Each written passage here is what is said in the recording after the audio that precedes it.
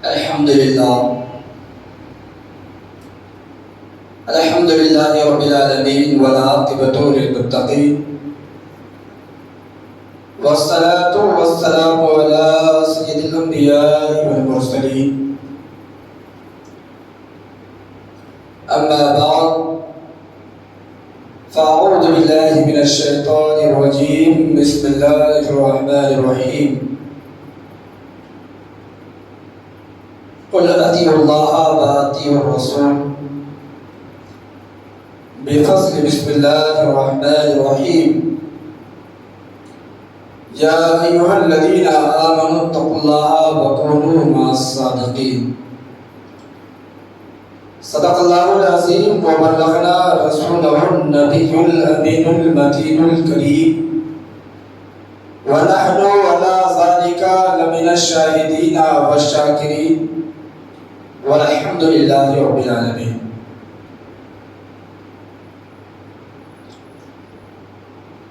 بادائی توحید کے بتوارو، شمع نبوت کے پروارو، غوث و خواجہ کی ماننے والو، اعلیٰ حضرت کے چاہنے والو، آئی ہو آپ سب سے پہلے گنبد خضرا پہ آرام فرمانے والے آقا و مولا حضور تاجدار مدینہ جناب احمد مصطفیٰ سیدی محمد مصطفیٰ صلی اللہ تعالیٰ علیہ وسلم کی بارگاہ مقدسہ میں جھوک جھوک کر عقیدت و محبت کے ساتھ درود کی ڈالی محبت کی تھالی میں سجا کر پیش کریں.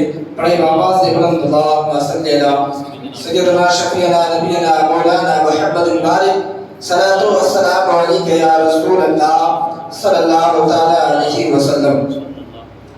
عزیز محترم سامعین کرام، جیسا کہ آپ لوگوں کو معلوم ہے کل کی رات بہت ہی حسین رات تھی. کل کی رات بہت ہی حسین اور جمیل رات تھی. یہ وہ رات تھی جس میں ہم سب کے آقا کو کھلے آنکھ سے شب معراج یعنی معراج کا سفر کرایا گیا. معززین کرام، معراج کی کئی پہلو ہیں. جب آپ حدیث مبارکہ کی طرف اپنی نظریں جب دیکھتے ہیں تو آپ کو معراج کے بہت سارے اوصاف نظر آتے ہیں. یعنی ایک وہ معراج جو ہم سب کے آقا کو ہوئی اور ایک وہ معراج جو صرف اور صرف موسیٰ کو ہوئی. بہرحال میری تقریر کا عنوان، میرے بیان کا جو عنوان ہے وہ اطاعت سے تعلق رکھتا ہے، کیونکہ اطاعت بہت بڑی چیز ہے. اگر انسان کے اندر سے اطاعت کو نکال لیا جائے تو اس کے پاس کچھ اور باقی نہیں رہتا. خداوند قدوس قرآن مجید فرقان حمید میں ارشاد فرماتا ہے قل اطیعوا اللہ واطیعوا الرسول، اے میرے بندو میرے نبی کی اطاعت کرو تم فلاح پا جاؤ گے. میرے نبی کی اطاعت کرو تم فلاح پا جاؤ گے. پتہ یہ چلا کہ جب تک کوئی بندہ مومن رسول کائنات صلی اللہ علیہ وسلم کی اطاعت محبت سے نہیں کرتا تو اس کی کوئی بھی عبادت، کوئی بھی ریاضت قابل قبول نہیں ہو سکتی. اب اطاعت کی بہت ساری قسمیں ہیں. ایک اطاعت جو ہوتی ہے وہ خوف سے ہوتی ہے، اور ایک اطاعت جو ہوتی ہے وہ لعنت سے ہوتی ہے، اور ایک اطاعت وہ ہے جو کہ محبت سے ہوتی ہے. اب مثال کے طور پر کہ ایک استاد جب اپنے شاگرد کو بلا کر کہتا ہے کہ میرے شاگرد تو یہ بات مان جا، تو وہ بچہ خوف کی وجہ سے اس استاد کی بات کو مان لیتا ہے، کیونکہ اسے پتا ہے اگر میں استاد کی بات کو نہ مانوں گا تو یہ مجھے ماریں گے. یہ خوف کی وجہ سے وہ اپنی استاد کی اطاعت کرتا ہے. لیکن آقا کریم صلی اللہ علیہ وسلم کے پیارے دیوانوں، ذرا غور کرو کہ اللہ تبارک و تعالیٰ نے ہمیں اللہ کے رسول سے، اپنے محبوب سے اس طرح اطاعت کرنے کو کہا، گویا کی محبت کے ساتھ اطاعت ہونا ضروری ہے. اگر آپ محبت کے ساتھ اطاعت نہیں کرتے، لالچ کی بنا پر، یعنی کسی کو جنت کا لالچ ہوتا ہے، کوئی اللہ کے رسول کی سنت اس وجہ سے ادا کرتا ہے کہ اسے یہ ماہیت ہو، اپنے دل میں یہ سوچتا ہے کہ رسول کی سنت کو ادا کروں گا تو رسول خوش ہو جائیں گے۔ ہاں ہم یہ مانتے ہیں کہ رسول کی سنت ادا کرنے سے رسول خوش ہوتے ہیں، لیکن اسی وقت وہ خوش ہوں گے کیونکہ وہ محبت کے ساتھ ادا ہو۔ صرف یہ سنت سمجھ کر ادا کرنا یہ کوئی وجہ کوئی وضاحت نہیں، بلکہ اسی وقت اس کی سنت بھی ادا ہوگی جبکہ وہ محبت اور اطاعت کے ساتھ ہونی چاہیے۔ تو معززین سامعین کرام، کل کی جو رات گزری، جس کو ہر بار معراج کا واقعہ جب معراج کی راتیں آیا کرتی، ہر مسجدوں میں صفحے معراج کا واقعہ بیان کیا جاتا۔ جس طرح معراج کرائی گئی، جبریل آئے، براق لے کر آئے اور حضور کو اپنی آنکھوں کو آقا کریم کے تلوے سے لگایا، اپنے لبوں کو حضور کے تلووں سے لگا کر انہیں جگایا، اور پورا ماجرا اللہ تبارک و تعالیٰ نے آپ کو یاد کیا ہے۔ اللہ تبارک و تعالیٰ آپ کا دیدار مشتاق ہے، اللہ تبارک و تعالیٰ آپ کا دیدار کرنا چاہتا ہے، اللہ تبارک و تعالیٰ آپ کے دیدار کا مشتاق ہے، لہذا آپ اللہ تبارک و تعالیٰ کی ذات نے آپ کو یاد کیا۔ تو یہ صفحہ معراج کا واقعہ آپ لوگوں نے بہت بار سنا ہوگا، لیکن اس کا ایک اہم حصہ، ایک اور پہلو ہے جو میں آپ لوگوں کے سامنے رکھنا چاہتا ہوں۔ معززین سامعین کرام، اللہ تبارک و تعالیٰ کے پیارے رسول صلی اللہ علیہ وسلم کو اللہ تبارک و تعالیٰ نے بہت ساری نعمتوں سے نوازا، بہت ساری نعمتوں سے نوازا، اور اتنا نوازا کہ اللہ تبارک و تعالیٰ ارشاد فرماتا ہے، اے میرے نبی تم نور ہو۔ اللہ تبارک و تعالیٰ فرماتا ہے، میرے محبوب تم نور ہو۔ ہم نے تمہیں دو چیزیں عطا فرمائی، ایک نور عطا فرمایا اور ایک بشریت عطا فرمایا، یعنی یہ دو چیزیں ہیں، گویا کہ اللہ تبارک و تعالیٰ نور ہے۔ اللہ فرماتا ہے، اے نبی آپ نور ہو، میں نور کے ذریعے نور کو دوں گا، آپ بشر کا لباس پہن لو، اور تاکہ آپ میرے بندوں سے آپ کا تار جڑا رہے، کیونکہ نور بشریت کو ڈائریکٹ نہیں دے سکتا، اس کے بیچ میں وسیلہ ہونا ضروری ہے۔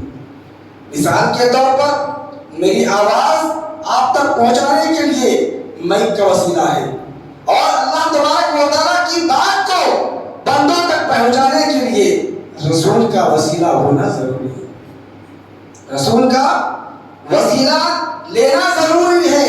آقا کریم صلی اللہ علیہ وسلم خود ارشاد فرماتے ہیں، وَكُنْتُ نَبِيٌّ وَآدَمُ مَعَ الطِّينِ، یعنی میں اس وقت بھی نبی تھا جبکہ آدم علیہ السلام بھی پیدا نہیں ہوئے تھے۔ تو پتہ یہ چلا کہ اللہ تبارک و تعالیٰ نے اپنے محبوب کو نبوت بھی عطا فرمائی، رسالت بھی عطا فرمائی، بشریت بھی عطا فرمائی، اور سب سے بڑی بات یہ ہے کہ اللہ تبارک و تعالیٰ نے اپنے محبوب کو عبدیت بھی عطا فرمائی۔ اب اگر رسول کی ذات سے رسالت کو ہٹا لیا جائے تو بچتی ہیں کتنی چیزیں؟ 3 چیزیں۔ اگر ان میں سے 2 کو اور نکال دی جائے تو بچے گی ایک چیز جو کبھی ختم نہیں ہوتی۔ اگر سور پھولا جائے تو سب چیزیں ٹوٹ پھوٹ کر فنا ہو جائیں گی، باقی رہنے والی ذات خدا کی ذات ہے، اور خدا اس کے رسول کا ذکر کبھی نہیں مٹ سکتا۔ اسی لیے شاعر نے کیا خوب کہا ہے، مٹ گئے مٹتے ہیں، مٹ جائیں گے آدھا تیرے، نہ مٹا ہے نہ مٹے گا کبھی چرچا تیرا، نہ مٹا ہے نہ مٹے گا کبھی چرچا تیرا۔ تو عزیزان محترم سامعین، قل اطیعوا اللہ و اطیعوا الرسول، اطاعت کرو میرے محبوب کی جس طرح اطاعت کرنے کا حق ہے۔ گویا کہ اطاعت کی 3 قسمیں میں نے بتائی آپ کو۔ ایک اطاعت وہ ہوتی ہے جو لالچ کی طور پر ہوتی ہے، کیونکہ ماں اپنے بچوں کو بلاتی ہے، بچہ نہیں سنتا تو اسے بچے کو پتا ہوتا ہے کہ اگر میں ماں کی بات نہیں سنوں گا تو ماں مجھے مارے گی، اس خوف سے وہ ماں کی بات سنتا ہے۔ اور مثال کے طور پر اب ہمارے چھوٹے سے بچے کو اگر میں اپنے قریب بلاتا ہوں، بچے تم یہاں سے چلے جاؤ، میں تمہیں چاکلیٹ دوں گا، تو بچہ لالچ کی وجہ سے یہاں سے چلا جائے گا۔ تو یہ ہوگی دوسری قسم۔ تیسری قسم وہ ہے جو کہ جسے محبت کہا جاتا ہے، اور اللہ کے نزدیک محبت ہی اطاعت کا شرط اول ہے، یعنی محبت کے ساتھ اگر کوئی اللہ کے رسول کی اطاعت کرتا ہے تو اللہ تبارک و تعالیٰ کے نزدیک نزدیک وہ برگزیدہ محبوب بندہ بنتا نظر آتا ہے۔ محترم سامعین، کہنے کا مقصد یہ ہے کہ اللہ تبارک و تعالیٰ نے اپنے محبوب کو تمام خزانوں کی کنجیاں عطا فرمائی، یہاں تک کہ حضرت آمنہ رضی اللہ تعالیٰ عنہ فرماتی ہے کہ جس وقت میرا بیٹا آقا کریم صلی اللہ علیہ وسلم دنیا میں تشریف لائے تو ان کے ہاتھ میں ایک چابی کا گچھا تھا۔ اس سے پہلے میں کچھ بولتی غیر سے آواز آتی ہے، اور کی تو نعمتی یعنی آواز آتی ہے، اے آمنہ حیرت زدہ کیوں ہوتی ہو، یہ رسول کائنات ہے، اللہ تبارک و تعالیٰ نے تمام جہانوں کی خزانے کی کنجیاں انہیں عطا فرما دی، تمام جہانوں کی کنجیاں انہیں عطا فرما دی۔ اسی لیے اللہ کے رسول فرماتے ہیں سل اے ربیہ مانگ کیا مانگتا ہے۔ اللہ کے رسول ارشاد فرماتے ہیں کہ سل اے ربیہ مانگ کیا مانگتا ہے۔ اب اس مانگنے سے مراد کی بھی کئی قسمیں ہیں۔ اب مثال کے طور پر میں نے حافظ صاحب سے کہا کہ حافظ صاحب مانگیے کیا مانگتے ہیں، تو حافظ صاحب کہنے کیا حافظ صاحب آپ نے مانگنے کو کہا، کہیں میں وہ چیز نہ مانگ لوں جو تم نہ دے سکو۔ تو اس سے پتہ یہ چلا کہ مانگنے کی بھی لمٹ نہیں ہے، وہ کچھ بھی مانگ سکتا ہے۔ مثال کے طور پر حافظ صاحب نے کہا کہ لائیے آپ مانگنا ہی آپ نے بولا تو لائیے مجھے تاج محل دے دیں۔ اب میں تاج محل کہاں سے لاؤں گا؟ تو میں آپ کو یہی جواب دوں گا کہ حافظ صاحب میری حیثیت کے مطابق آپ مانگیں تاکہ میں آپ کو دے سکوں۔ لیکن عزیزان ملت اسلامیہ، ربیہ کو پتا تھا، حضرت ربیہ کو پتا تھا کہ میں اس شخص سے مانگنے جا رہا ہوں جو ہر چیز دینے پر قادر ہے، جو ہر چیز ہمیں عطا کر سکتا ہے۔ حضرت ربیہ نے ہمیں یہ عقیدہ دیا، کیا عقیدہ دیا کہ آقا کریم صلی اللہ علیہ وسلم نے جب کہا سل اے ربیہ مانگو کیا مانگتے ہو، تو ربیہ کچھ بھی مانگ سکتے تھے، ربیہ جنت بھی مانگ سکتے تھے، آخرت بھی مانگ سکتے تھے، لیکن ربیہ خاموش رہے۔ پھر آقا کریم ارشاد فرماتے ہیں اے ربیہ سل مانگو کیا مانگتا ہے۔ یہ سن کر حضرت ربیہ عرض کرتے ہیں فدا قومی یا رسول اللہ صلی اللہ علیہ وسلم، اے نبی ہم آپ سے جنت میں آپ کا ساتھ مانگتے ہیں، ہم جنت میں آپ کا ساتھ مانگتے ہیں۔ اتنا سننا تھا عزیزان ملت اسلامیہ، اس جملے پر آپ غور کریں۔ یہ جملہ دکھنے میں چھوٹا سا ہے، لیکن اس جملے کے اندر امام اہل سنت نے 7 باتیں نکالی ہیں، 7 باتیں نکالی ہے۔ اس سے یہ ثابت ہوتا ہے کہ آقا کریم صلی اللہ علیہ وسلم دینے پر قادر ہے۔ اسی لیے ربیہ نے کہا یا رسول اللہ صلی اللہ علیہ وسلم میں تو اس بات سے مطمئن ہوں کہ جنت تو میری ہے، لیکن مجھے جنت میں آپ کا ساتھ ہونا، جہاں پر آپ تشریف فرما ہوں گے وہ جگہ ہی مجھے ہونا۔ تو ربیہ نے ہمیں یہ میسج دیا کہ اسی انسان سے مانگا جائے جو کہ اس کے پاس مانگنے کے بعد وہ دے سکے۔ اب مثال کے طور پر مجھ سے اگر کوئی کہے تاج میں لا کے دے تو میں کہاں سے لا کر دوں گا، کیونکہ میرے اندر وہ حیثیت نہیں۔ لیکن آقا کریم صلی اللہ علیہ وسلم کو اللہ نے وہ طاقت و قوت عطا فرمائی۔ اگر یہاں تک کہ اعلیٰ حضرت فرماتے ہیں اگر ربیہ چاہتے تو آخرت کی بات بھی کر سکتے تھے، لیکن انہیں پتا تھا کہ جب پوری کائنات کے جنت کے مالک ہی آقا کریم صلی اللہ علیہ وسلم ہے تو میں ان کا ساتھ مانگ لوں گا تو میرے لیے یہی کافی ہے۔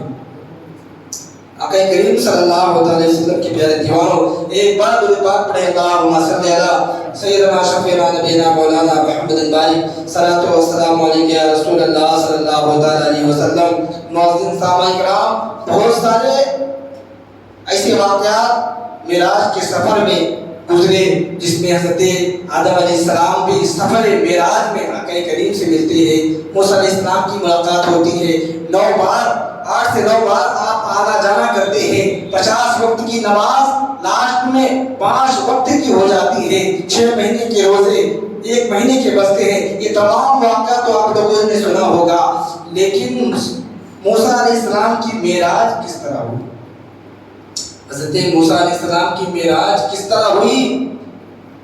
تو اللہ کے رسول صلی اللہ علیہ وسلم ارشاد فرماتے ہیں کہ حضرت موسیٰ علیہ السلام کی ہمیشہ یہ خواہش تھی، کیونکہ اللہ نے آپ کو کلیم اللہ بنایا تھا، اللہ سے ڈائریکٹ بات کرنے والا۔ حضرت موسیٰ علیہ السلام کا لقب کیا تھا؟ موسیٰ کلیم اللہ، اللہ سے ڈائریکٹ بات کرنے والا۔ حضرت موسیٰ علیہ السلام خواہش کرتے رہے، رب قدیر میں تجھے دیکھنا چاہتا ہوں، تیری تجلی کو دیکھنا چاہتا ہوں۔ اللہ تبارک و تعالیٰ ارشاد فرماتا ہے موسیٰ تیری آنکھوں میں وہ طاقت و قوت نہیں جو تو میری تجلی کو دیکھ سکے، لیکن کیونکہ آپ محبوب بندے بن چکے تھے تو محبوب جو بن جاتا ہے اسے نہ نہیں کہا جا سکتا۔ اللہ کے رسول صلی اللہ علیہ وسلم فرماتے ہیں موسیٰ نے بہت اصرار کیا تو اللہ تبارک و تعالیٰ ارشاد فرماتے ہیں اے موسیٰ اگر تم مجھے دیکھنا ہی چاہتے ہو تو کوہ طور کے پہاڑ پر آ جاؤ۔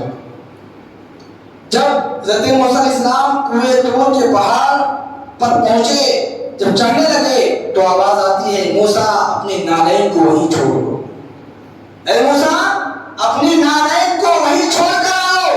تو حضرت موسیٰ علیہ السلام اپنی نالین کو وہیں چھوڑ دیتے ہیں۔ پھر آواز آتی ہے اے موسیٰ تم کوہ طور کے پہاڑ پر چڑھ جاؤ اور میں اپنی تجلی کو کوہ طور پر نازل کرتا ہوں، کوہ طور پر چھوڑتا ہوں۔ تم میرے تجلی کو ڈائریکٹ نہیں دیکھ سکتے، لہٰذا اس پہاڑ پر میں اپنی تجلی کو ڈال دوں گا، تم اس پہاڑ کے ذریعے میں میری تجلی کو دیکھ سکتے ہو۔ عزیزان ملت اسلامیہ، اللہ تبارک و تعالیٰ نے اپنی تھوڑی سی تجلی اس کوہ طور پر جب ڈالی تو پہاڑ ریزہ ریزہ ہو جاتا ہے، جل کر خاک ہو جاتا ہے، جسے آج ہم لوگ اپنے آنکھوں میں سرما بنا کر لگاتے ہیں۔ یہ اللہ کی تجلی کا سرما ہے، یہ اللہ کے تجلی کا سرما ہے۔ اس کے لگانے سے اگر ہر ہمیشہ کوئی بندہ سرمے کو یہ سمجھ کر لگائے کہ یہ اللہ تبارک و تعالیٰ کی تجلی کا سرما ہے تو زندگی میں کبھی اس کی آنکھ کی بینائی نہیں جائے گی۔ یہ تصور کر کے اگر وہ لگاتا ہے تو یقین رب الجلال کا اس کی آنکھ کی بینائی کبھی بھی کمزور نہیں پڑے گی۔ میرے پیارے آقا صلی اللہ علیہ وسلم کے پیارے دیوانوں تو غور و فکر کرے، موسیٰ علیہ السلام جیسے ہی تجلی اس پر گرتی ہے، موسیٰ علیہ السلام کی آنکھوں کے اندر وہ تاب نہ تھی، آپ بے ہوش ہو جاتے ہیں۔ کچھ دیر کے بعد جب آپ کو ہوش آتا ہے تو آواز آتی ہے موسیٰ اپنی آنکھوں کو کپڑے سے بند کر لو، کیونکہ تمہاری آنکھوں کے اندر تجلی بھری ہوئی ہے، ایسا نہ ہو کہ کوئی تمہیں دیکھ لے اور اس کی آنکھیں پھٹ جائے۔ حضرت موسیٰ علیہ السلام کے پاس ایک کپڑا تھا، آپ نے اس کپڑے سے اپنی آنکھوں کو بند کیا اور گھر کی طرف روانہ ہوئے۔ جب گھر کے اندر داخل ہوئے تو آواز دیتے ہیں اے میری بیوی صفورہ تم جلدی سے باہر آؤ اور میری آنکھوں کی طرف نہ دیکھنا، نظر کو نیچے رکھو اور دروازہ کھولو۔ حضرت صفورہ علیہ السلام اللہ نے دروازہ کھولا، آپ دروازے کے اندر داخل ہوئے، آپ نے وہ دیکھا، وہ منظر دیکھ کر کہنے لگی اے میرے شوہر آخر وجہ کیا ہے؟ جب دوبارہ آپ کبھی بھی گھر کے اندر آتے تو آپ کی آنکھوں پر کوئی کپڑا نہ ہوتا، آخر آج وجہ کیا ہے؟ آپ کی آنکھوں پر کپڑا کیسا؟ تو حضرت موسیٰ علیہ السلام عرض کرتے ہیں اے میرے شریک حیات میں اتنے دن خواہش مند تھا اللہ کی تجلی کو دیکھنے کے لیے، اللہ کی تجلی کو دیکھنے کے لیے میں بہت حسرت کیا کرتا تھا، آج اللہ تبارک و تعالیٰ نے اپنا دیدار، اپنی تجلی کی مجھے دیدار کرائی ہے اور اس کا نور میرے آنکھوں میں موجود ہے۔ اور اللہ تبارک و تعالیٰ کا کہنا یہ ہے کہ اے موسیٰ تمہاری آنکھیں کسی کو نہ دکھاؤ، کیونکہ تمہاری آنکھوں کے اندر جو دیکھے گا اس کی آنکھیں ٹوٹ جائیں گی۔ لہذا حضرت موسیٰ علیہ السلام نے یہ تمام باتیں حضرت صفورہ کو بتائی، لیکن صفورہ کے اندر کیونکہ وہ بھی اللہ کی نیک بندی تھی، ان کے دل کے اندر جو ہے اللہ تبارک و تعالیٰ کا عشق مچلنے لگا۔ آپ عرض کرنے لگی اے میرے شوہر مجھے پرواہ نہیں، اگر میری آنکھیں جاتی ہے تو مجھے جانے دو، مجھے پرواہ نہیں، میں بھی اللہ کی تجلی کو دیکھنا چاہتی ہوں، لہذا آپ مجھے اللہ کا نور دکھائے۔ حضرت موسیٰ علیہ السلام کہتے ہیں اگر تم اتنے ہی زیادہ بے قرار ہو اللہ کی نور کو دیکھنے کے لیے، اللہ کی تجلی کو دیکھنے کے لیے، تو میں اپنی ایک آنکھ کا کپڑا ہٹا دیتا ہوں، تم اپنی ایک آنکھ بند کر لینا اور دوسری آنکھ سے دیکھنا، تاکہ تمہاری اگر ایک آنکھ پھوڑ بھی جائے تو دوسری آنکھ سے کام چلا لو۔ عزیزان ملت اسلام، یہاں جیسے ہی حضرت موسیٰ علیہ السلام نے اپنی آنکھوں سے ایک کپڑا ہٹایا، ایک آنکھ سے کپڑا ہٹایا، حضرت موسیٰ علیہ السلام کی بیوی صفورہ نے جیسے ہی ان کے آنکھوں کی طرف متوجہ ہوتی ہے، آنکھ جل کر باہر آ جاتی ہے۔ اللہ اکبر کبیرہ! یہ کیسے اللہ کی نیک بندیاں تھی جو کہ اللہ تبارک و تعالیٰ کی تجلی کے لیے اپنی آنکھوں کو قربان کرتے نظر آتی ہے۔ آج ہم کیسے مسلمان ہیں جو اللہ تبارک و تعالیٰ نے جس دین کو ہم تک پہنچایا، جس دین کو اپنے محبوب کے ذریعے ہم تک پہنچایا، ہم اس دین کو چھوڑ کر کافروں مشرکین کی متشابہات کرنے پر آمادہ ہے اور ان کی متشابہات ہم کرتے ہیں۔ اللہ کے رسول ارشاد فرماتے ہیں اگر کوئی مرد عورت کی متشابہات کرتا ہے، اس کے جیسا پہننا اوڑھنا اپنے آپ کو اختیار کرتا ہے، وہ انہی میں سے ہے۔ پتہ یہ چلا کہ جو شخص جس کی متشابہات کرتا ہے، کل بروز قیامت اللہ تبارک و تعالیٰ ان کا حشر انہی کے ساتھ فرمانے والا ہے۔ جس طرح محبت کا تعلق، اگر کوئی کسی انسان سے محبت کرتا ہے تو اس کا حشر اس کے ساتھ ہوگا۔ کوئی غوث اعظم سے محبت کرتا ہے تو کل بروز قیامت غوث اعظم کے ساتھ اٹھایا جائے گا۔ کوئی خواجہ غریب نواز سے محبت کرتا ہے، غریب نواز کے ساتھ اٹھایا جائے گا۔ کوئی سامع کلیری سے محبت کرتا ہے تو ان کے ساتھ اٹھایا جائے گا۔ کوئی اعلیٰ حضرت سے محبت کرتا ہے تو ان کے ساتھ ان کا حشر ہوگا۔ گویا کہ جو جس سے محبت کرتا ہے ان کا حشر انہی کے ساتھ ہوگا۔ اللہ کے رسول ارشاد فرماتے ہیں ربیہ مان کیا مانتا ہے؟ ربیہ نے جنت میں آپ کا ساتھ تو مان لیا، لیکن اس کا دوسرا پہلو یہ ہے، اس کی دوسری روایت یہ ہے، اللہ کے رسول صلی اللہ علیہ وسلم کے صحابی کے بیٹے جن کا نام حضرت قعقاع ہے، حضرت صحابی کے بچے ایک تابعی ہیں جو کہ اس حدیث کے راوی ہیں، کہتے ہیں آپ کہتے ہیں ان کا نام حضرت قعقاع ہے، آپ فرماتے ہیں کہ مجھ سے ایک شخص کہنے لگا، اے اللہ کے رسول کے تابعی، یہ بتاؤ کہ جنت میں کوئی ایسی نعمت ہے جسے میں دیکھ کر فوراً مجھے موت آ جائے اور مرنے کے بعد جنت میں مجھے وہ چیز فوراً عطا ہو جائے؟ اتنا کہنا تھا کہ حضرت قعقاع باضابطہ ارشاد فرماتے ہیں فیہا نبی و رسولہ، یعنی تجھے پتا نہیں کہ ان کی جنت میں سب سے بڑی نعمت جو ہے وہ رسول اعظم ہے، اور جو جنت میں خود آرام فرما رہے ہیں ان سے بڑی نعمت کیا تمہارے لیے کیا اور ہو سکتی ہے؟ اتنا سننا تھا، ذاکتا وہ انسان زمین پر گرتا ہے، اس کی روح قبض ہو جاتی ہے اور جنت میں نبی کی دیدار سے مستفید ہو جاتا ہے، جنت میں نبی کی دیدار سے مستفید ہو جاتا ہے۔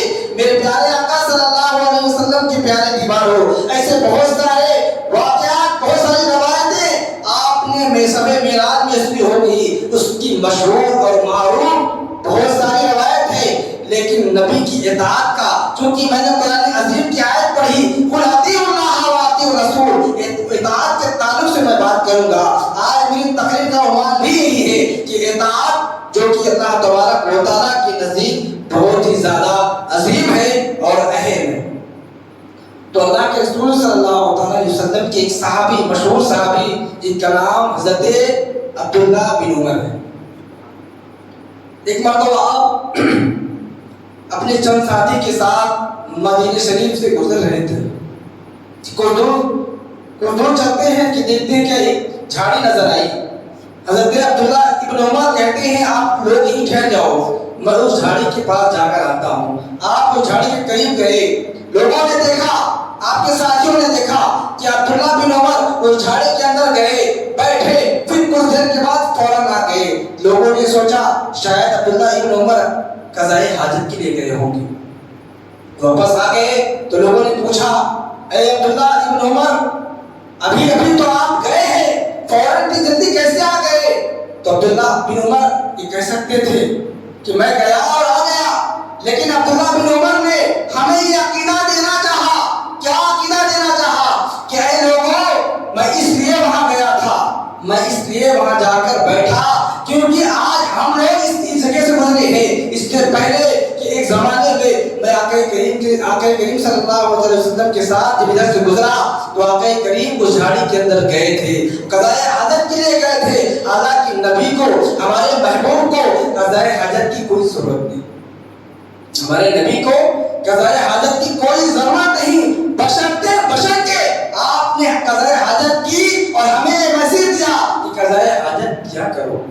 تو عبداللہ بن عمر نے ہمیں اس بات سے واضح طور پر بتایا کہ قضائے حاجت رسول کی سنت بھی ہے، اور قضائے حاجت اس لیے اللہ کے رسول نے فرمائی تاکہ لوگوں کو پتہ چلے، وہ بندوں کو پتہ چل جائے کہ قضائے حاجت کیا کرو۔ ایک مرتبہ اس روایت کو حضرت عبداللہ بن عمر اس طرح بیان فرماتے ہیں کہ ایک بزرگ ہے جن کو ہم امام مالک کہتے ہیں۔ حضرت امام مالک ہمیں پوری زندگی مدینے کے اندر صرف ایک ہی مرتبہ آپ حج کے لیے گئے، اس کے بعد پوری زندگی مدینے طیبہ میں گزار دی۔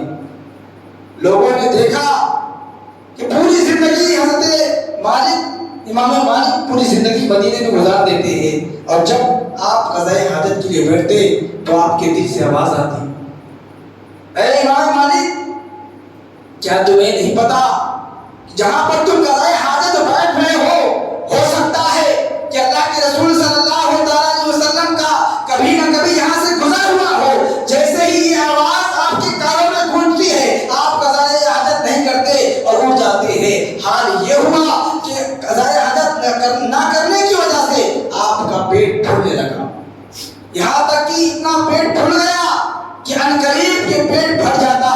آپ کو ڈاکٹر کے پاس لے گیا، حکیم طبیب کے پاس لے جایا گیا، اور طبیب لوگوں نے کہا اے امام مالک، اب اس کی کوئی گنجائش ہی نہیں، اگر اس وقت آپ کو خارج نہ ہوا، آپ کا آپریشن نہ ہوا تو عنقریب کہ آپ کی بیماری بڑھ جائے گی اور پیٹ پھول جائے گا۔ اتنا سننا تھا۔ حضرت امام مالک کہتے ہیں اے لوگوں تم سائڈ ہٹ جاؤ، اب میرا اور میرے نبی کی بات ہے، اب جس طرح میں نے اپنی نبی کی اطاعت کرتے ہوئے ان کی محبت میں قضائے حاجت نہ کی، اب میرا پروردگار اور میرا محبوب جو ہے اس کی وضاحت کریں گے۔ آواز آتی ہے، بغیر سے آواز آتی ہے، اے مالک ذرا دیر تو ٹھہر جا، تجھے عنقریب ایک ڈکار آنے والی ہے، اور اس ڈکار جیسے ہی وہ ڈکار آئے گی پورا کھانا ہجم ہو جائے۔ عنقریب ایک ڈکار آئی اور حضرت مالک کے ڈکار آنے کی وجہ سے پورا کھانا ہجم ہو جاتا ہے، اور حدیث مبارکہ میں آتا ہے جب تک حضرت امام مالک دنیا میں رہے ہمیشہ کھاتے رہے پیتے رہے، لیکن کبھی بھی قضائے حاجت نہ کی۔ یہ تو غلاموں کے غلام کی بات ہے، تو یہ ہمارے نبی کو حاجت کرنے کی ضرورت ہی نہیں، صرف اپنے بندوں کو بتانے کے لیے آپ نے حاجت کی تاکہ لوگوں کو سبق مل سکے کہ حاجت بیٹھنا چاہیے۔ میرے پیارے آقا صلی اللہ تعالیٰ علیہ وسلم کے پیارے دیوانوں، تو میں نے قرآن پاک کی جو دوسری آیت پڑھی، یا ایھا الذین آمنوا اتقوا اللہ وکونوا مع الصادقین، کہ ایمان والو اللہ سے ڈرو اور سچوں کے ساتھ ہو جاؤ۔ جب قرآن میں صدیقین کی بات آئی ہے تو یہ آپ اندازہ لگا لیں کہ اللہ تبارک و تعالیٰ حضرت ابوبکر صدیق سے خطاب کر رہا ہے، حضرت ابوبکر صدیق سے خطابت کر رہا ہے، کیونکہ صدیق اکبر نے اس طرح اللہ کے رسول کی اطاعت کی کہ پورے گھر کا سامان لے کر اللہ کی بارگاہ میں، اللہ کے رسول کی بارگاہ میں آ جاتے ہیں۔ لوگ پوچھتے ہیں اے صدیق اکبر تم کیا گھر کا پورا سامان لے کر آئے ہو اور گھر میں کیا چھوڑا ہے؟ اللہ کے رسول نے بھی جب سوال کیا اے ابوبکر صدیق کیا گھر میں کچھ چھوڑا ہے، تو صدیق اکبر کا جواب سنو۔ صدیق اکبر عرض کرتے ہیں یا رسول اللہ صلی اللہ علیہ وسلم، میں سب کے سمجھے آیا ہوں، گھر میں اللہ اس کے رسول کی ذات کو چھوڑ کر آیا۔ تو یہ وہ اسے کہتے ہیں محبت کی اطاعت، جو چونکہ محبت کی اگر بات آ گئی تو بلال حبشی کو کون نہیں جانتا۔ حضرت بلال حبشی اس طرح اللہ کے رسول سے محبت کیا کرتے کہ آپ کو محمد کے نام اگر لے لیا کرتے تو آپ کو برف کی سلی پر گرم ریت پر لٹایا جاتا، نوکیلے پتھروں پر لٹایا جاتا، آپ کے گلے میں رسی ڈال کر کھینچا جاتا، لیکن آپ نے پھر بھی یہی کہا، بعض ضابطہ یہ کہتے ہیں کہ میں مٹنے کے لیے تیار ہوں لیکن دامن مصطفیٰ کو چھوڑنے کے لیے تیار نہیں۔ تو یہ وہ ہے اطاعت کرنے والے لوگ۔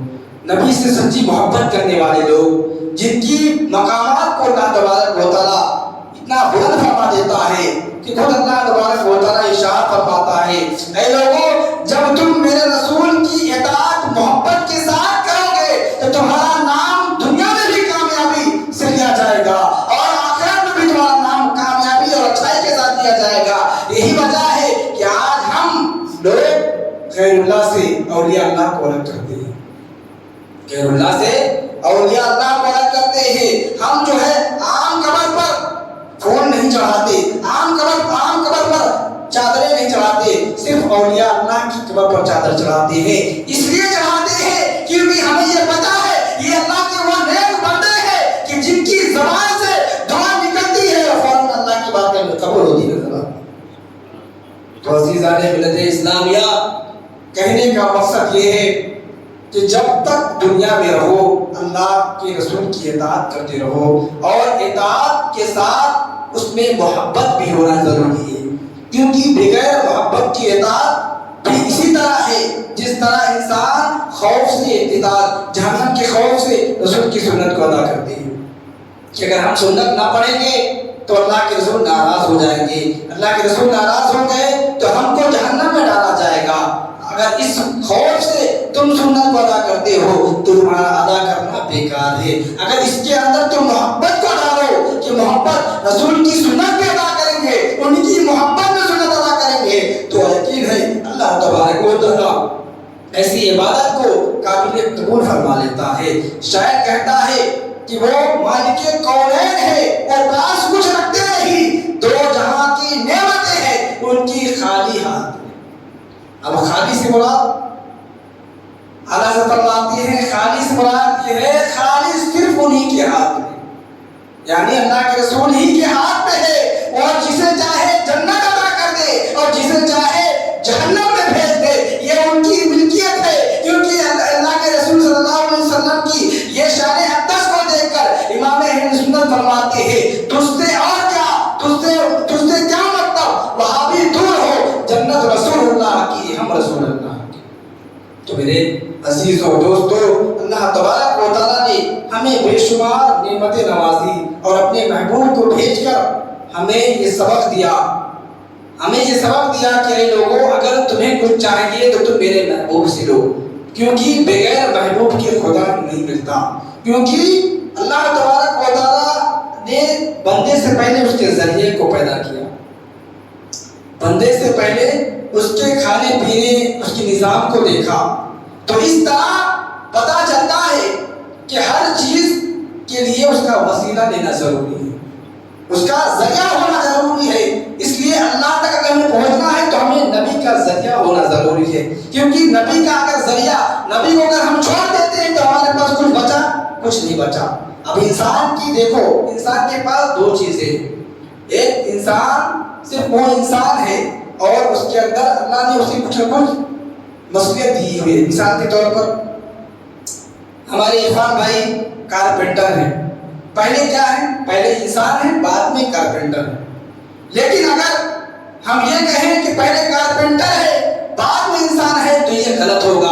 اب عرفان کے اندر سے، عرفان بھائی کے اندر سے انسانیت کو نکال دے تو کچھ بچا؟ کچھ بھی نہیں بچا۔ تو اسی طرح انسان، اگر انسان سے انسان کو نکال دیا جائے تو سب کچھ ختم ہو گیا، سب کچھ فنا ہو گیا۔ تو اللہ کے رسول صلی اللہ علیہ وسلم نے ہمیں یہ بتا دیا کہ ہمیں یہ بتا دیا وَكُلُّ مَنْ عَلَيْهَا فَانٍ وَيَبْقَى وَجْهُ رَبِّكَ ذُو الْجَلَالِ وَالْإِكْرَامِ۔ جب قیامت کے دن سور پھونکا جائے گا تو سب کچھ فنا ہو جائے گی، صرف باقی رہنے والی ذات اللہ اس کے رسول کی ذات ہے۔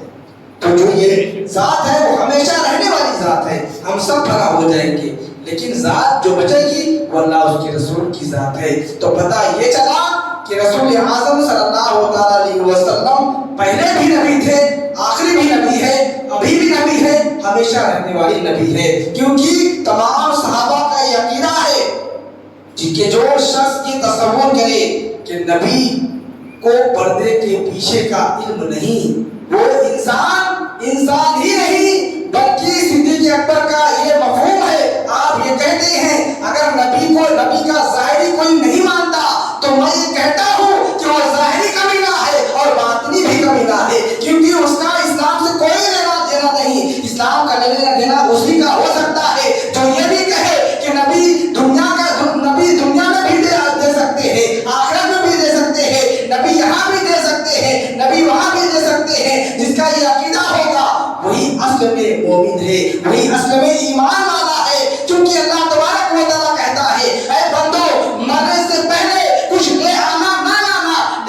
مرنے سے پہلے ایمان کو ضرور لے کر آنا۔ اب ایمان کسے کہا جاتا ہے؟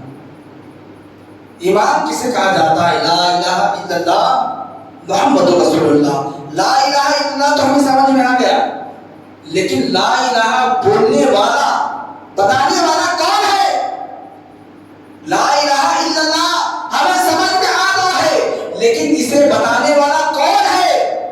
تو ہر انسان یہ جانتا ہے کہ لا الہ الا اللہ بتانے والا محمد رسول اللہ ہے، بتانے والا محمد رسول اللہ ہے، کیونکہ اللہ تبارک و تعالیٰ فرماتا ہے کہ میں ایک چھپا ہوا خزانہ تھا، میرے محبوب نے مجھے لوگوں میں شمار کر دیا کیونکہ میں چھپا ہوا تھا۔ اب اللہ تبارک و تعالیٰ ہے، یہ کس نے بتایا؟ اللہ کے رسول نے بتایا۔ نماز ہم پر فرض ہوئی، کیسی پڑھنی ہے، کتنے رکوع کرنے ہیں، کتنے سجدے کرنے ہیں، سجدے میں کیا پڑھنا ہے، رکوع میں کیا پڑھنا ہے، یہ سب ہمیں کس نے بتایا؟ یہ سب ہمیں اللہ کے رسول نے بتایا۔ اور اسی لیے اللہ نے فرمایا اے میرے نبی آپ نور ہو، یعنی میں بھی نور آپ بھی نور، میں ادھر سے آپ کو دوں گا، آپ لے کر اپنے بندوں کو تقسیم کرو۔ نور کو دے سکتا ہے۔ مثال کے طور پر اب یہ ایک وائر ہے، اگر اس کے اندر سے اس کی چمڑی کو نکال دیا جائے تو اب جو جس طرح میں اسے پکڑا ہوں، اگر اس کی چمڑی کو نکال دیا جائے تو میں اسے پکڑوں گا اور سیدھا قبرستان میں نظر آؤں گا۔ آپ اندازہ لگائے اگر میرے نبی نور کی شکل میں دنیا میں تشریف لاتے تو کوئی بھی صدیق اکبر نہ بنتا، کوئی بھی عمر فاروق نہ بنتا، کوئی عثمان غنی نہ بنتا، کیونکہ نور ہی کو دیکھ سکتا ہے۔ بغیر اگر ہم اللہ کے رسول صلی اللہ علیہ وسلم کو صدیق اکبر نے دیکھا ہے تو ظاہری نہیں، انہوں نے بشر کو دیکھا ہے، یعنی رسول کا جو لباس تھا، بشر کا لباس تھا، اس لباس کو دیکھا ہے۔ اگر نور کی حالت میں دیکھ لیتے تو وہ بھی جل کر خاک ہو جاتے۔ اسی لیے اللہ تبارک و تعالیٰ نے اپنے محبوب کو لباس عطا فرمایا ہے۔ جس طرح آج ہم اپنے جسم پر لباس پہنتے ہیں، کچھ دیر کے بعد ہم اس کو اتار کر رکھ دیں گے، اسی طرح اللہ کے رسول صلی اللہ علیہ وسلم کے بعد جو لباس ہے وہ انسانی لباس ہے، وہ جب چاہے اس لباس کو اتار دیتے ہیں۔ یہی ہوا صفحہ معراج میں، یعنی جب معراج کرائی گئی تو جب نالین اللہ کے رسول اتارنے لگے تو اللہ ارشاد فرماتا ہے اے محبوب نالین مت اتارو، تو اللہ کے رسول ارشاد فرماتے ہیں اے رب کریم جب موسیٰ کو تو نے اپنا دیدار کرانا چاہا تو تو نے تو کوئی دور پہ کہا اے موسیٰ نالین کو وہیں اتار دو، اب میری نالین میں جب اتار رہا ہوں تو منع کرتا ہے۔ اتنا سننا تھا، آواز آتی ہے اے محبوب موسیٰ صرف میری تجلی کو دیکھنا چاہتا تھا، موسیٰ کی خواہش تھی کہ میں اللہ کو دیکھوں، لیکن آج موسیٰ کی خواہش نہیں، آج میری خواہش ہے کہ میں تیرا دیدار کرنا چاہتا ہوں، تیرا مشتاق ہوں میں، لہذا میں نے تجھے بلایا ہے، تو نے مجھے دیکھنے کی خواہش نہ کی، میں تجھے بلایا ہوں، لہذا نالین کے ساتھ آ جاؤ۔ جب آپ آگے بڑھتے ہیں تو ایک پرندہ آتا ہے جس کا نام رفرف ہے، وہ پرندہ آتا ہے، عجیب و غریب اس کی شکل ہے۔ اللہ تبارک و تعالیٰ کی قدرت بہت ہی عظیم ہے، جتنا زیادہ ہم اس کے اندر توسل کریں گے، جتنا زیادہ ہم اس کے اندر تصور کریں گے، ہماری عقل دنگ رہ جائے گی، ہم حیران ہو جائیں گے۔ اللہ کی اتنی عظیم نعمتیں ہیں، وہ رفرف آتا ہے، آپ اس کے اوپر سوار ہوتے ہیں، پھر رفرف کی رفتار ایک ہوتا ہے براق، کیونکہ براق کو حضرت جبریل علیہ السلام لے کر آئے تھے، کہاں لے کر آئے تھے؟ مسجد اقصیٰ کو، مسجد اقصیٰ سے مسجد حرام تک براق کا سفر ہوا، وہاں انبیاء کے ساتھ امامت ہوئی، اس کے بعد جب آگے بڑھے جہاں پر جبریل رک جاتے ہیں، جبریل کی حد یہاں سے ختم ہو جاتی ہے، وہاں سے اللہ کے رسول جب آگے تشریف لے جاتے ہیں، کچھ ہی دور جاتے ہیں تو دیکھتے کیا ہے کہ ایک علاقے میں کعبہ بنا ہوا ہے، ایک علاقے میں کعبہ بنا ہوا ہے، ایک بزرگ انسان وہاں پر مایوس ہو کر اپنے سر کو جھکا کر بیٹھے ہیں۔ اللہ کے رسول صلی اللہ علیہ وسلم کی نظر پڑتی ہے، آپ عرض کرتے ہیں اے بزرگ انسان آخر بتاؤ آپ کون ہے؟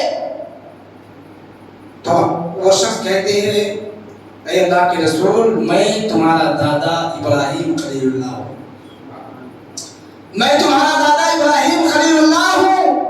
یہ وہ کعبہ، یہ گھر کیسا جسے بیت المعمور کہا جاتا ہے، یہ گھر کیسا؟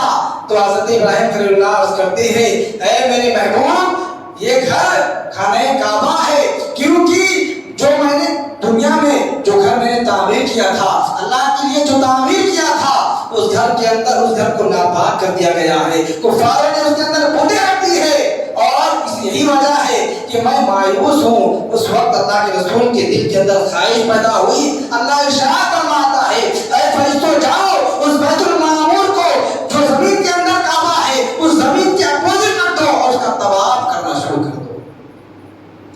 آج بھی فرشتے اس کعبے کا طواف کرتے ہیں، یہاں تک کہ مفسرین فرماتے ہیں طواف کرتے کرتے اگر کسی صحابی کا کسی فرشتے کا ساتھ کسی فرشتے کا 6 طواف ہوتا ہے اور وہ لڑ کے نیچے گرتا ہے تو 7واں طواف زمین کے کعبے میں ادا کر لیتا ہے۔ بیٹھ گئے، پھر آپ کا سفر وہاں سے آگے بڑھتا ہے، رفتہ پر سوار ہوتے ہیں، پھر پردے حجاب کا دور شروع ہوتا ہے، پہلا حجاب پار کرتے ہیں، دوسرا حجاب پار کرتے ہیں، کتنے ہزار حجاب پار کرنے کے بعد تیر سے زیادہ یعنی جہاں سے تیر نکلتا ہے اتنا بھی فاصلہ نہ تھا، اللہ اس کے رسول آمنے سامنے ہوتے ہیں، باتیں ہوتی ہیں، جو باتیں ہوئی وہ بات کو تشہد میں ہم پڑھتے ہیں التحیات للہ والصلوات والطیبات، یہ اللہ کے رسول نے کہا۔ اس کے بعد جو تمام باتیں ہوئی ان باتوں میں کئی باتوں کا ذکر اللہ نے فرمایا اے میرے محبوب اتنی باتیں تمہاری امت کے لوگوں کو بتانا اور اتنی باتیں تم چھپا لینا، اتنی باتیں ان کو نہ بتانا۔ بہرحال بہت ساری باتیں ہوئی اور جب آپ واپس آنے لگے تو اللہ کے رسول سے اللہ تبارک و تعالیٰ ارشاد فرماتا ہے اے محبوب اب تم مجھ سے جدا ہو رہے ہو یعنی زمین پر جا رہے ہو تو اپنی امت کے لیے کچھ تحفہ نہ لے جاؤ گے؟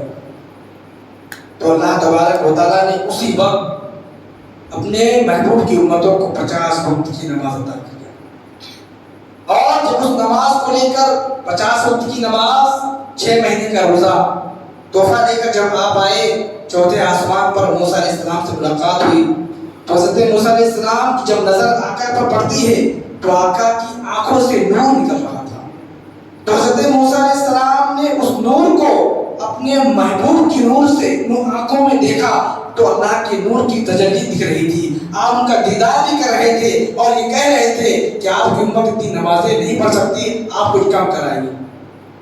تو اسی طرح موسیٰ علیہ السلام نے کوہ طور پر تو تجلی کو کم دیکھا، نور کو پوری طرح سے نہیں دیکھا، لیکن ادھر 9 مرتبہ آپ کو بھیج کر اللہ تبارک و تعالیٰ کا دیدار بھی کر لیا۔ تو پتہ یہ چلا کہ اللہ تبارک و تعالیٰ جن بندوں سے خوش ہو جایا کرتا ہے تو اللہ تبارک و تعالیٰ کہتا ہے وہ بندہ اگر چلتا ہے تو میں اس کے پیر بن جاتا ہوں، وہ سنتا ہے تو اس کے کان بن جاتا ہوں، اور جب اپنی آنکھوں سے دیکھتا ہے تو میں اس کی آنکھ بن جاتا ہوں۔ محترم سامعین کرام، تو آج ہمارے معاشرے کے اندر ہر طریقے کی برائیاں پھیلی ہوئی ہیں، بہت سارے ایسے ایمان کے لٹیرے پھیلے ہوئے ہیں جو کہ کوئی صحابی کو گالی دیتا نظر آتا ہے، کوئی تابعی کے شان میں گستاخی کرتا نظر آتا ہے، لیکن سنی ایک ایسا فرقہ ہے، سنی اہل سنت و جماعت ایک ایسا فرقہ ہے جو ہر ایک کا مقابلہ کرتا نظر آتا ہے، ہر ایک کو یہ جواب دیتا نظر آتا ہے کہ ہم جس نبی کو، ہم جس اولیاء اللہ کو مانتے ہیں، ہر ان کے گلے میں ہے کس کا؟ غوث اعظم کا پٹا، یعنی جس کے سر مارے نہیں جاتے، جس کے گلے میں وہ پٹا دیا، شاید کہتا ہے کہ جس کے گردن کے اندر غوث اعظم کی غلامی کا پٹا ہو اس کے سر کہیں نہیں مارے جاتے، اس کے سر کہیں نہیں مارے جاتے، وہ انسان دنیا بھی کامیاب رہتا ہے اور آخرت میں بھی کامیاب رہتا ہے۔ آخری روایت بیان کر کے میں آپ سے رخصت ہو جاؤں گا میرے عزیزوں دوستو۔